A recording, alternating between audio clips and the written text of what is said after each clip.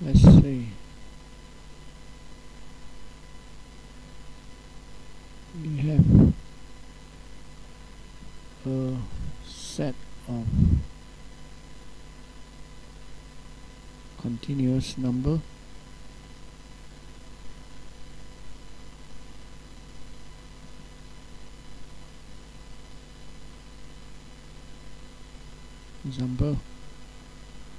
First example, let's say is minus 2. This one is 4. This 7 is 10.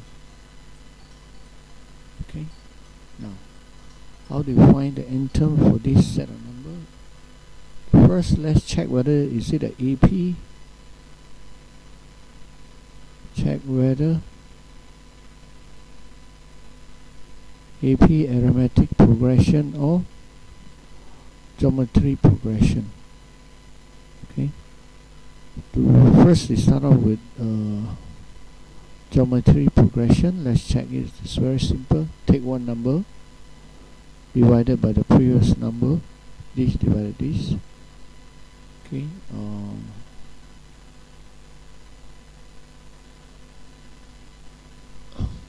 That equal to minus 0.5. Take 4 divided by 1. I got 4. So the ratio of one number with the previous number is not constant. This 0.5, this is 4. So geometry progression is out of the picture. Now let's do arithmetic progression. Arithmetic progression, we have to minus. Take one number minus. Okay, for example, let's start off with 1 minus 1 minus minus 2. That gives me 3. Okay, now let's take 4 minus 1. I got a 3. Okay, I take 7 minus 4. I got a 3. Okay, so consistently we have a constant. In other words, if you write it minus 2, 1, 4, 7, 10. Okay, the difference here between 1 minus 2 become 3, 4 minus 3, 7 minus 4 become 3.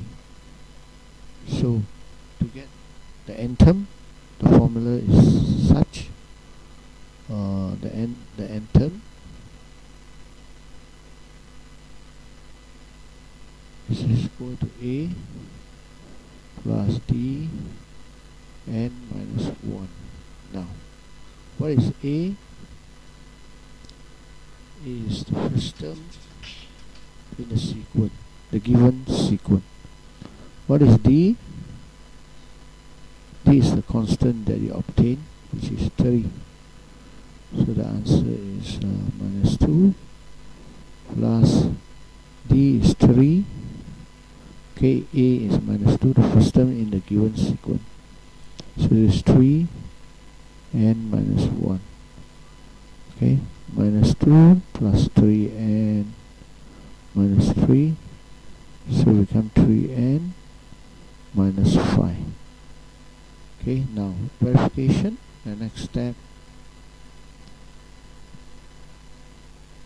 Verification in a sense is optional. The purpose of the verification is to find whether this n term that you have obtained is it the correct one.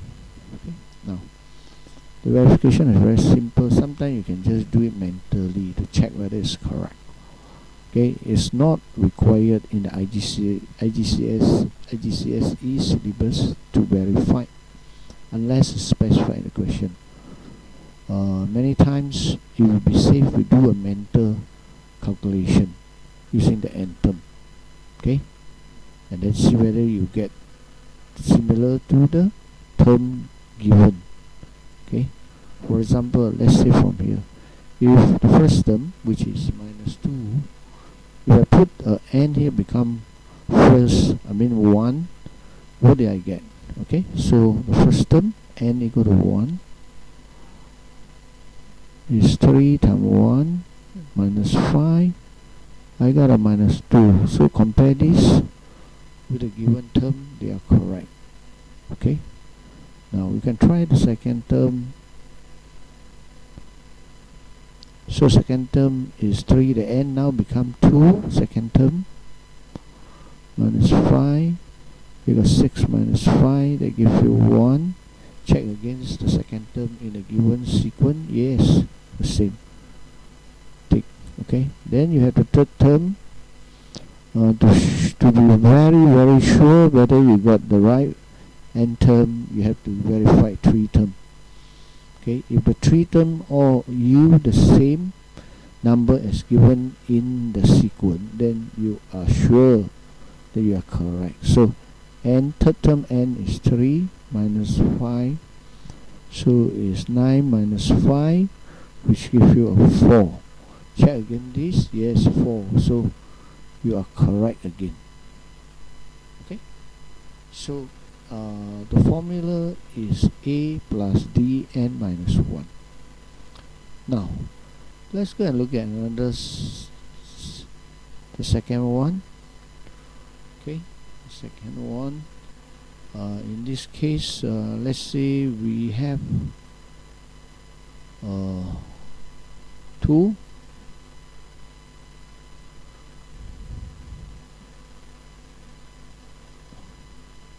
let's say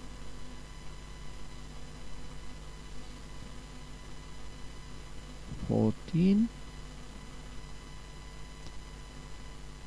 21. Okay,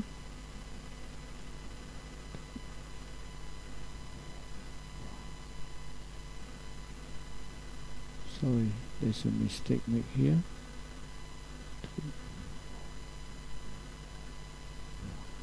6. Okay, now the second example here, let's find whether is it a GP or not. Okay, always check whether is it a GP. Now 5 divided by 2 give you 2.5. Okay, let's do it this way. You may not need to write this, you can just straight away write it over here. 5 divided by 2, I got 2.5. 9 divided by 5, I got 1.8. Oh, sorry, so they are not the same, the ratio. So immediately you do not need to do the third one. If the first and the second one are not the same, you don't need to go and do the third one. If they are the same, then you must do the third one to confirm whether is it a GP or not. But if the first and second is not the same, definitely the third one will not be the same. So no point verifying the third one. Unless the first ratio and the second ratio are the same, then you need to do the third verification. Okay, so GP is out. Okay, now so you have to come to AP. Okay, arithmetic progression. So from here, let's rewrite the term again.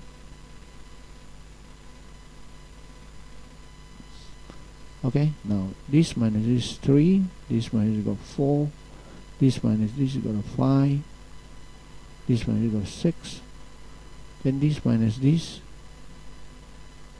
you got a 1, this minus this you got a 1, this minus you got a 1.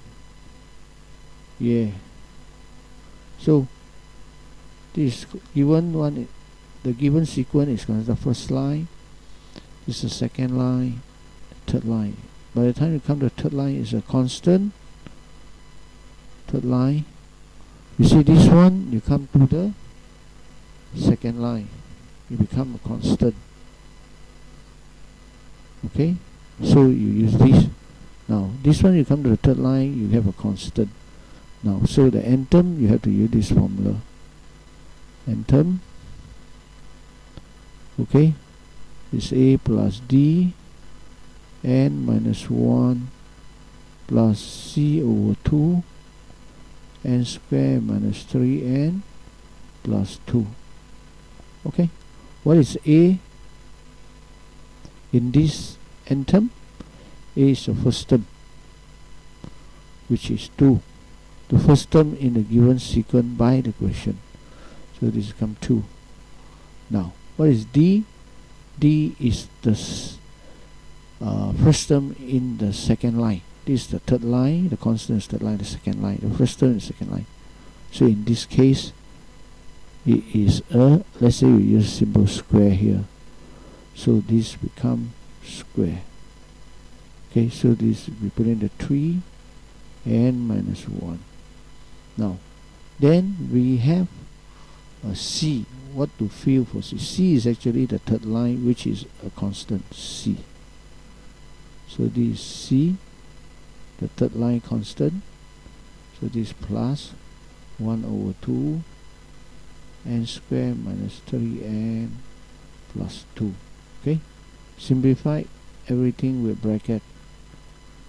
2 plus 3n, 3 times minus 1 become minus 1 plus half times n square become half n square, half times minus 3n minus 3 over 2n, then half time plus 2 become, simplify the 2, you got a 1. Okay, now let's move the term with the highest power, this 2, so you put it as the first term. The second one is to the power of 1, 1. Now I got 3n minus 3 over 2, which actually is 1 and a half n. So 3n minus 1 and a half, you have a remaining of 1 and a half n. Okay, now let's look at the constant, the number 2 plus 1 here, 3, and then you minus, 3 times n, 3n, 3 times minus 1 become minus 3. Okay, 3 times minus 1 becomes minus 3. So 2 plus 1 minus 3, you get 0. Okay, so the n term is this. Now let's see whether this n term is correct. So we go through the third stage. Okay, first stage is this one, this second stage. The third stage is verification.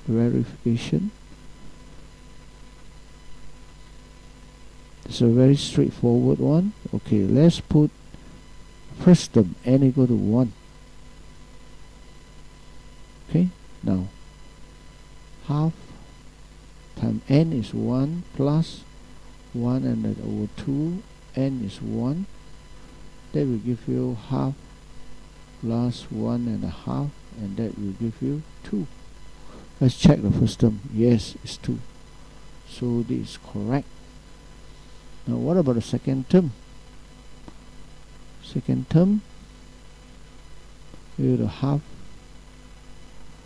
this is n squared, sorry.